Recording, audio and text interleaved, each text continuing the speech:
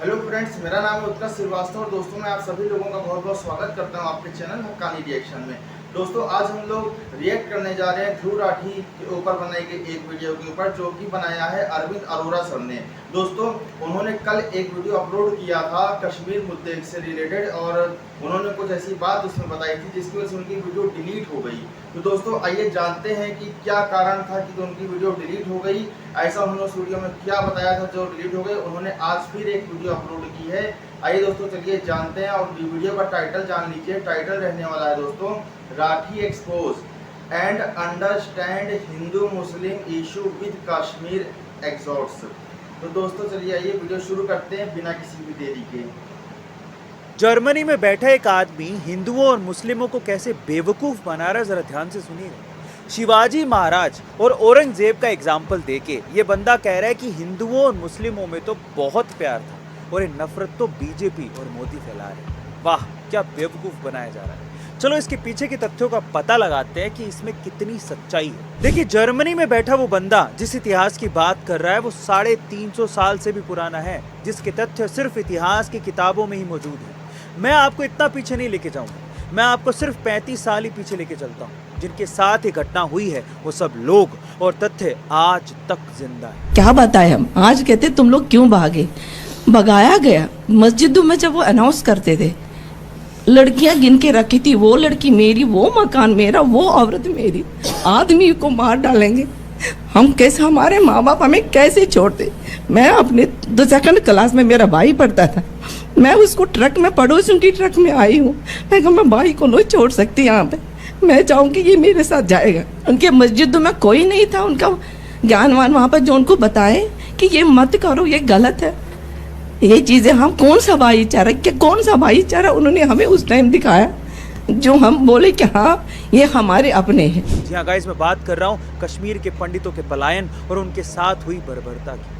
पहले जो घटनाक्रम हुआ है उसे सिलसिलेवार तरीके से समझते हैं और फिर जानेंगे कि इसके पीछे का जिम्मेदार कौन है। क्या इसके पीछे मोदी जिम्मेदार है? देखिए कश्मीर में हिंदुओं पर कहर टूटने का सिलसिला 1989 में जिहाद के लिए गठित जमाते इस्लामी ने शुरू किया था, जिसने कश्मीर में इस्लामिक ड्रेस कोड लागू कर दिया था। उसने ये नारा दिया था कि हम सब तो एक हैं, तुम भागो या।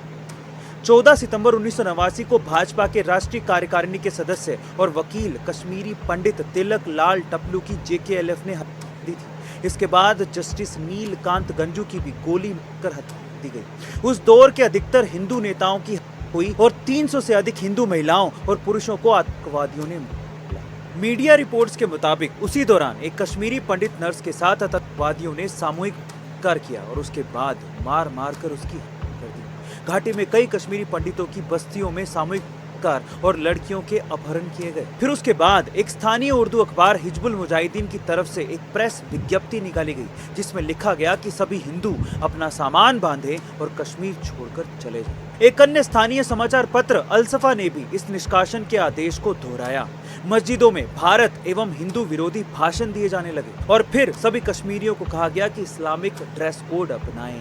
फिर कश्मीरी पंडितों के घर के दरवाजों पर नोट लगा दिए गए जिसमें लिखा गया कि या तो मुस्लिम बन जाओ नहीं तो कश्मीर छोड़ दो। और इस आग में घी डालने का काम किया पाकिस्तान की तत्कालीन प्रधानमंत्री बेनजीर भुट्टो ने। पाकिस्तान की तत्कालीन प्रधानमंत्री बेनजीर भुट्टो ने टीवी पर कश्मीरी मुस्लिमों को भारत से अलग होने के लिए भड़काना शुरू कर दिया।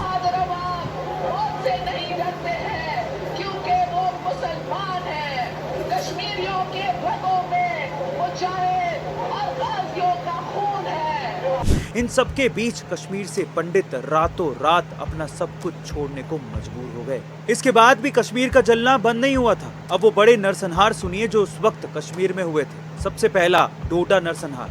अगस्त 14, 1993 को बस रोककर 15 हिंदुओं की कर दी गई थी। संग्रामपुर नरसंहार। मार्च 21, 1997 को घर में घुसकर 7 कश्मीरी पंडितों को किडनैप करके मारा गया था।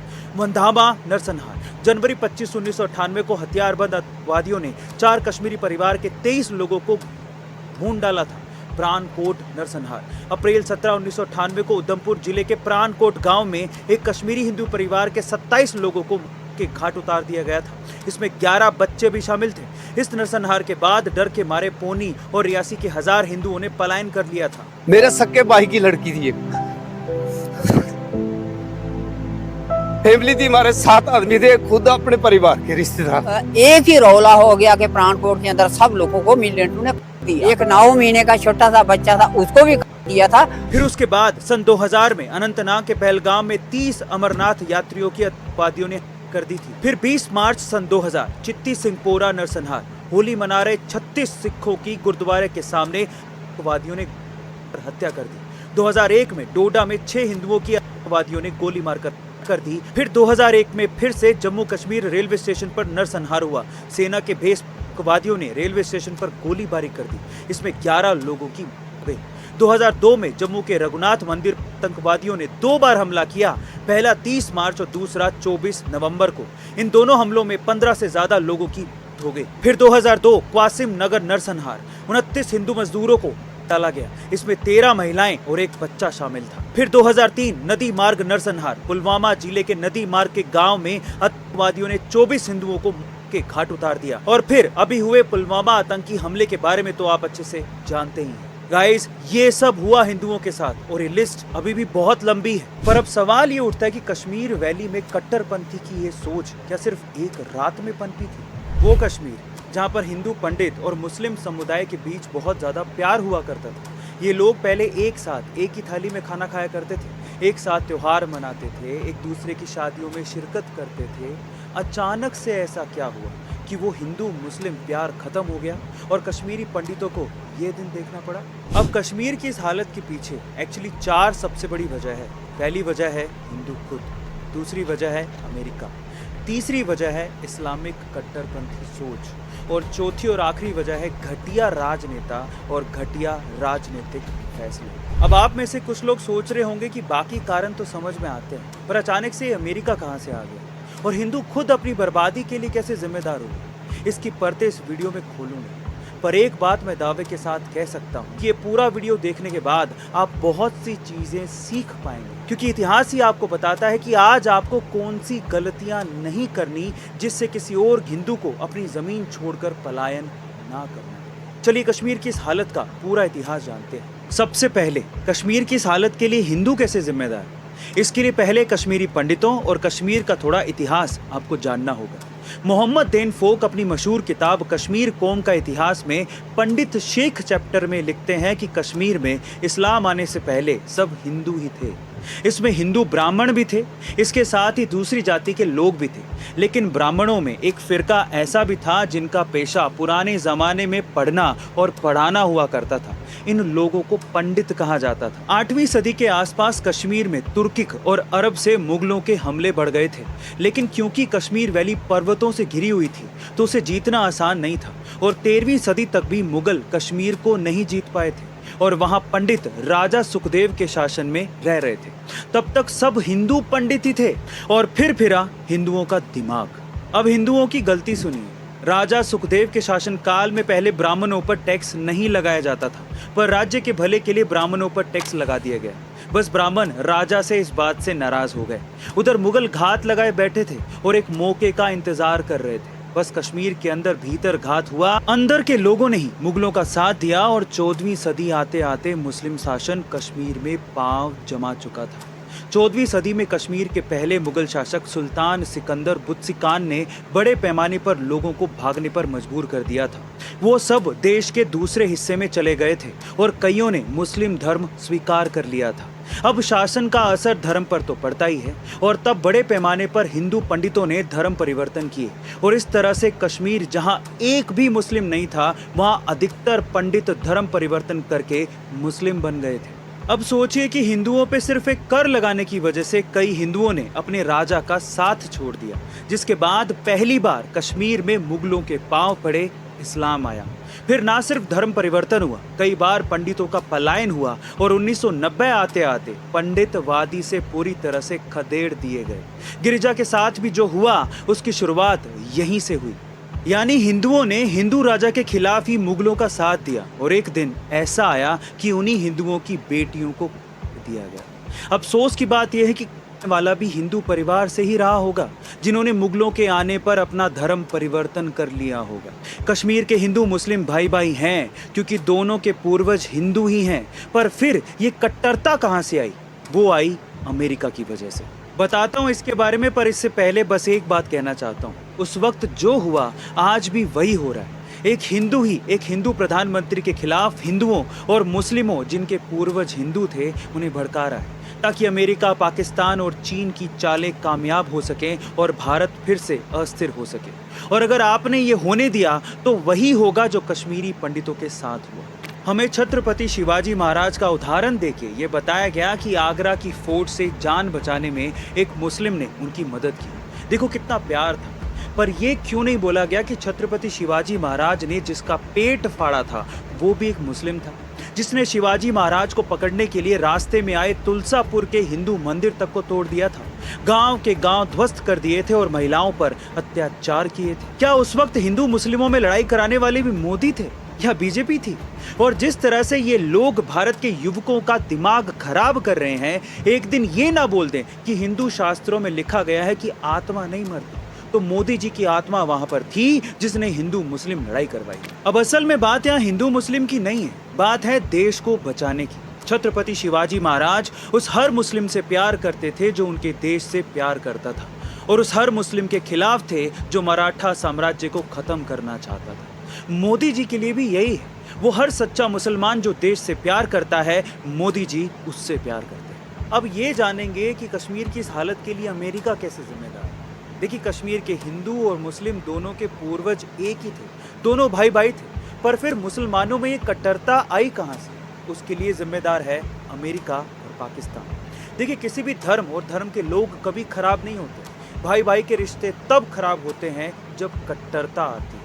19 जनवरी 1990 को वो दिन माना जाता है जब कश्मीर के पंडितों को अपना घर छोड़ने का फरमान जारी कर दिया गया था।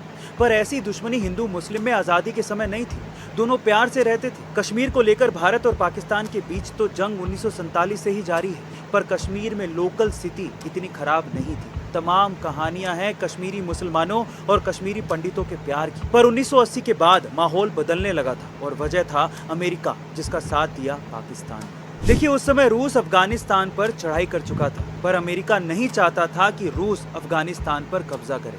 अमेरिका रूस को वहां से निकालने की फिराक में था। तब अमेरिका ने अफगानिस्तान के लोगों को मुजाहिदीन बनाना शुरू किया। ये लोग बेरहम थे, कोई दिल नहीं था, और बस बगैर जान की परवाह किए रूस के सैनिकों को करना चाहते थे। ऐसा उन्हें तैयार किया गया था। इसमें सबसे पहले वो लोग शामिल हुए जो अफगानिस्तान की जनता के लिए पहले से ही समस्या थे। क्रूर, वहशी लोग, उठाईगिरी और अपराधी, इन सब की ट्रेनिंग पाकिस्तानी कब्जे वाले कश्मीर में होने लगी। अब ये मुजाहिदीन भारत के कश्मीर के लोगों के भी संपर्क में रहने लगे, जिससे ऐसे कट्टर मुजाहिदीन विचार कश्मीर के मुसलमानों में भी पनपने लगे। बस यहीं से कश्मीर के हालात खराब होने की शुरुआत हो चुकी थी। बड़े पैमाने पर कश्मीर के युवा पीओके में जाते और आतंकवादी बनकर लौटते। यहीं से कट्टरवाद और आतंकवाद की शुरुआत असल में हुई थी। कश्मीर की गंगा जमुना तहजीब को बिगाड़ने के लिए अमेरिका और पाकिस्तान दोनों जिम्मेदार हैं। अब कश्मीर की हालत के लिए घटिया राजनेता और उनकी राजनीति कैसे जिम्मेदार है, जरा ध्यान से सुनिएगा। पहले हिंदुओं ने कश्मीर में इस्लाम को आने दिया, फिर अमेरिका ने कट्टर मुजाहिदीन को कश्मीर में जोड़ा। रईस कसरवादी के नेताओं और घटिया राजनीति ने पूरी कर दी। 1986 में गुलाम मोहम्मद शाह ने अपने बहनोई फारूक अब्दुल्ला से सत्ता छीन ली और जम्मू कश्मीर के मुख्यमंत्री बन गए। खुद को सही ठहराने के लिए उन्होंने एक खतरनाक निर्णय लिया। ऐलान हुआ कि जम्मू के न्यू सिविल सेक्रेटेरिएट एरिया में एक पुराने मंदिर को गिराकर भव्य शाह मस्जिद बनाई जाएगी। तो लोगों ने प्रदर्शन किया कि ये नहीं होगा। जवाब में कट्टरपंथियों ने नारा दे दिया कि इस्लाम खतरे में। इसके बाद कश्मीरी पंडितों पर धावा बोल दिया गया। साउथ कश्मीर और सोपोर में सबसे ज्यादा हमले हुए और जोर इस बात पर रहता था कि प्रॉपर्टी लूट ली जाए और बाई प्रोडक्ट के रूप में की जाती थी। नतीजन 12 मार्च 1986 को राज्यपाल जगमोहन ने शाह की सरकार को दंगे ना रोक पाने की नाकामी की वजह से बर्खास्त कर दिया था। फिर 1987 में कांग्रेस और नेशनल कॉन्फ्रेंस ने एक साथ चुनाव लड़ने का फैसला लिया था, लेकिन उन्हें एक नई राजनीतिक ताकत मुस्लिम यूनाइटेड फ्रंट ने चुनौती दे दी थी। मुस्लिम यूनाइटेड फ्रंट में सैयद अली शाह गिलानी की जमात इस्लामी, अब्दुल गनी लोन की पीपल्स लीग और मीर वाइज मोहम्मद उमर फारूक की अवामी एक्शन कमेटी शामिल थी। फारूक अब्दुल्ला ने इस मोर्चे को सत्ता से बाहर रखने के लिए कांग्रेस से हाथ मिलाया था, पर इस चुनाव में कांग्रेस पर बड़ी संख्या में गड़बड़ी के आरोप लगे थे। उस समय की एक कांग्रेसी नेता खेमलता वुकलू ने बीबीसी को बताया कि मुझे याद है कि 1987 का चुनाव भारी अनियमितताओं से भरा हुआ था। हारने वाले उम्मीदवारों को विजेता घोषित कर दिया गया था और इससे आम आदमी का चुनाव और लोकतांत्रिक प्रक्रियाओं से भरोसा उठ गया था। दरअसल 1987 में जम्मू कश्मीर में जब विधानसभा चुनाव हुए थे तो इस चुनाव में श्रीनगर के आमिर कदल से मुस्लिम यूनाइटेड फ्रंट के यूसुफ शाह भी चुनाव लड़ रहे थे। रुझानों में यूसुफ शाह आगे चल रहे थे, लेकिन ना जाने कांग्रेस और नेशनल कॉन्फ्रेंस ने ऐसी क्या कारस्तानी की कि यूसुफ शाह चुनाव हार गए। इसके विरोध में युवा सड़कों पर उतर गए थे। नेशनल कॉन्फ्रेंस की सरकार बनने पर यूसुफ शाह को गिरफ्तार कर लिया गया था और कई महीनों तक उसे जेल में रखा गया था। अब जेल से छूटने के बाद यही यूसुफ शाह नाम बदलकर पाकिस्तान स्थित हिजबुल मुजाहिदीन के कमांडर सैयद सलाउद्दीन बन गए थे। 1987 के चुनावों में धांधली के आरोपों के साथ नेशनल कॉन्फ्रेंस और कांग्रेस गठबंधन जीत चुकी थी, पर जम्मू कश्मीर चुनाव में हुई इसी कथित धांधली को कुछ इतिहासकार कश्मीर में पंडितों के पलायन की अहम घटना मानते हैं, क्योंकि चुनावों में हुई इस धांधली की वजह से शिक्षित और बेरोजगार युवाओं का इससे मोह भंग हो गया था और उन्हें जेकेएलएफ ने लालच दे दिया। फिर उनमें से कईयों को जिहाद की ट्रेनिंग लेने के लिए सरहद पार भेज दिया गया था। यही वो घटना थी जिसने कश्मीर की बर्बादी की और पंडितों के पलायन की नींव रख दी थी। अब कट्टरपंथियों ने चुनावों में धांधली का आरोप लगाया। हर बात को इसी से जोड़ दिया गया कि इस्लाम खतरे में है। जुलाई 1988 में जम्मू कश्मीर लिबरेशन फ्रंट बना कश्मीर को भारत से अलग करने के लिए। कश्मीरियत अब सिर्फ मुसलमानों की होकर रह गई, पंडितों की कश्मीरियत को भुला दिया गया। फिर शुरू हुआ इन कट्टरपंथियों का जिहाद, जिसका पहला टारगेट थे कश्मीर के पंडित, क्योंकि कमजोर वर्ग को टारगेट करके खदेड़ा जाएगा तभी उनकी जमीन हड़प के अपने पांव कश्मीर में जमेंगे, यही प्लान था। 14 सितंबर 1989 को एक पंडित टीका लाल की कई लोगों के सामने कर दी गई थी, जो कि एक भाजपा कार्यकर्ता था। हत्यारे पकड़े ही नहीं गए। ये कश्मीरी पंडितों को वहां से भगाने को लेकर पहली थी। इसके 1.5 महीने बाद रिटायर्ड जज नीलकंठ गंजू की कर दी गई, और ऐसा इसीलिए किया गया क्योंकि नीलकंठ जी ने जम्मू कश्मीर लिबरेशन फ्रंट के नेता मकबूल भट्ट को की सजा सुनाई थी। नीलकंठ जी की पत्नी को किडनैप कर लिया गया, वो कभी भी नहीं मिली। भट्ट के खिलाफ केस लड़ने वाले वकील प्रेमनाथ भट्ट को भी गया। 13 फरवरी 1990 को श्रीनगर के टेलीविजन केंद्र के निर्देशक लासा कोल की भी कर दी गई। ये तो बड़े नाम थे, साधारण लोगों की तो गिनती भी नहीं है। इसी दौरान जुलाई से नवंबर 1989 के बीच 70 अपराधी जेल से रिहा कर दिए गए। क्यों किए गए, इसका जवाब नेशनल कॉन्फ्रेंस की सरकार ने आज तक नहीं दिया है। फिर 4 जनवरी 1990 को उर्दू अखबार आफ्ताब में हिजबुल मुजाहिदीन ने छपवाया कि सारे पंडित कश्मीर की घाटी छोड़कर चले जाएं। अखबार अल सफा ने इसी चीज को दोबारा छापा। चौराहों और मस्जिदों में लाउड स्पीकर लगाकर ये कहा जाने लगा कि पंडित यहाँ से चले जाएं, नहीं तो बहुत बुरा होगा। इसके बाद कट्टरपंथी लगातार करने लगे। कहते थे कि पंडितों यहाँ से भाग जाओ, पर अपनी औरतों को यहीं पर छोड़ जाओ। वो कहते थे कि हमें पाकिस्तान चाहिए, पंडितों के बगैर, पर उनकी औरतों के साथ। गिरिजा टिक्कू का हुआ, फिर उसे मारा गया, और ऐसी अनेक घटनाएं हुई। एक आतंकवादी बिट्टा कराटे ने अकेले 20 लोगों को किया था। इस बात को वो बड़े घमंड के साथ सुनाता था। Jammu Kashmir liberation front in सारी घटनाओं में सबसे आगे था। सरकारी आंकड़ों के मुताबिक 60,000 परिवार कश्मीर छोड़कर भाग गए थे। 19 जनवरी 1990 को सबसे ज्यादा लोगों ने कश्मीर छोड़ा था। लगभग 4 लाख पंडित कश्मीर से विस्थापित हो गए थे। अब इतिहास में हुई इन सब घटनाओं को जोड़ के देखिए। पीओके की समस्या कांग्रेस के कार्यकाल में उन्हीं के कमजोर निर्णयों की वजह से हुई, जहां पाकिस्तान कट्टरपंथियों को ट्रेनिंग देता था। फिर कश्मीर के 1987 के चुनावों में धांधली की कांग्रेस ने, जिससे कश्मीर में आक्रोश बढ़ा और युवा मुजाहिदीन बनने चले गए। पर देखिए कि किया किसने और भुगता कश्मीर के पंडितों ने, क्योंकि कश्मीर के युवाओं को सरहद पार यही सिखाया जाता था कि काफिर तो हिंदू है। सोचिए कैसी राजनीति है और एक कैसा घटनाक्रम हुआ कि एक धर्म परिवर्तित हिंदू ही हिंदू का दुश्मन बन गया। आक्रोश किसी और पे था, पर भुगता कश्मीरी पंडितों ने। अब अगर कोई मुझसे पूछे कि कश्मीर के इस जेनोसाइड का क्लाइमेक्स क्या था, तो वो था भारत के पहले मुस्लिम गृह मंत्री मोहम्मद सईद की बेटी का अपहरण। 8 दिसंबर 1989 को भारत के गृह मंत्री मोहम्मद सईद की बेटी रुबैया सईद का अपहरण कर लिया गया था।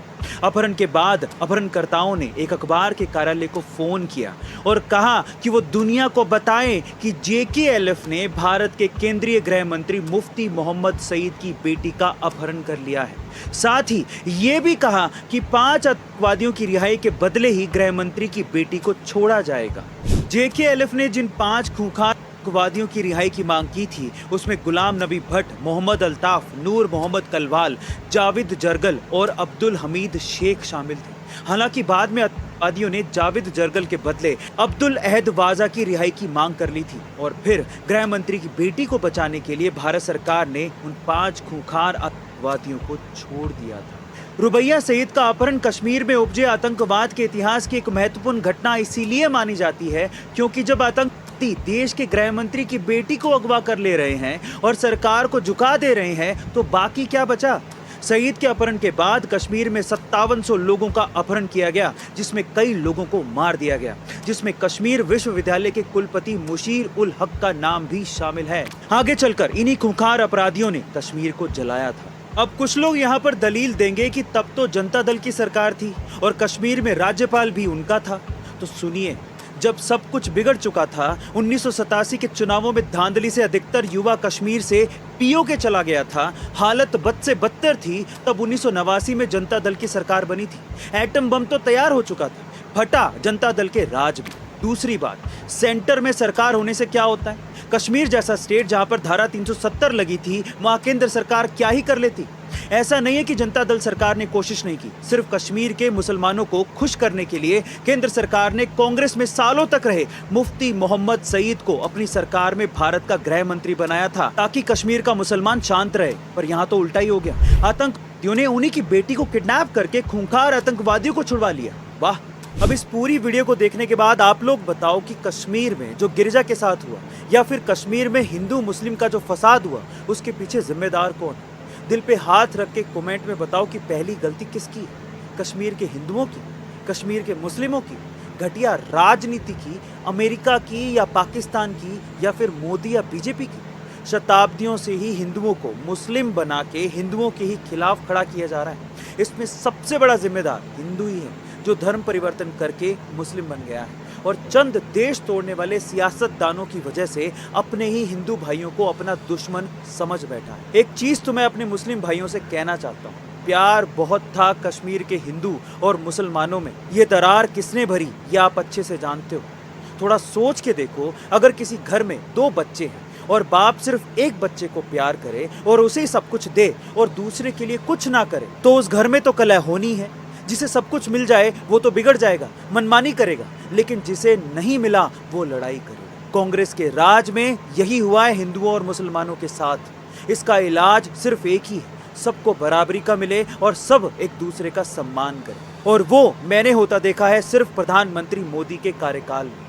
याद रखिए साहब, हिंदुस्तान जब तक है तभी तक हम सभी माइनॉरिटी सुरक्षित है। मेरे पंजाबी भाई, मेरे मुस्लिम भाई, मेरे जैन भाई, मेरे सिख भाई। और हिंदुस्तान तभी तक सुरक्षित है जब तक हिंदू सुरक्षित है। इसलिए सोच समझ के वोट दो।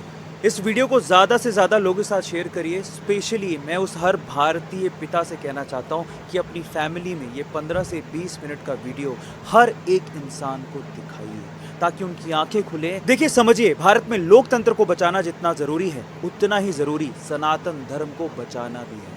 इसीलिए प्लीज़ हाथ जोड़ के विनती है, इस वीडियो को ज़रूर पूरा देखिए, सब के सब लोग। मिलते हैं।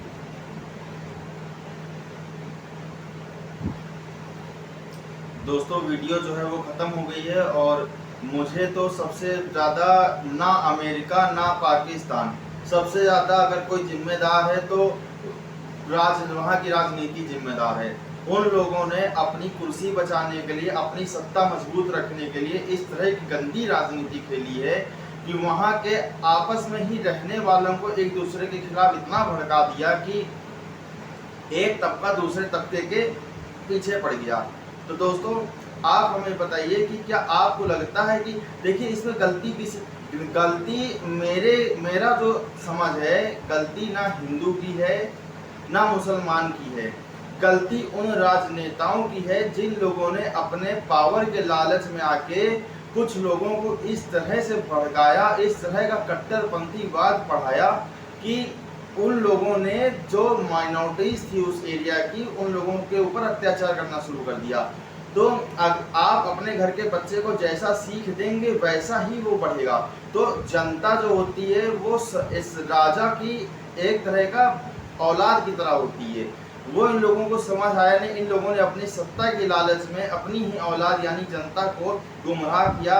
कुछ लोगों का वोट पाने के लालच में इन लोगों ने उनको भड़काया, गलत तरीके से उल्टा सीधे बातें बताई, जिसके कारण से आज कश्मीर में ये सब हुआ।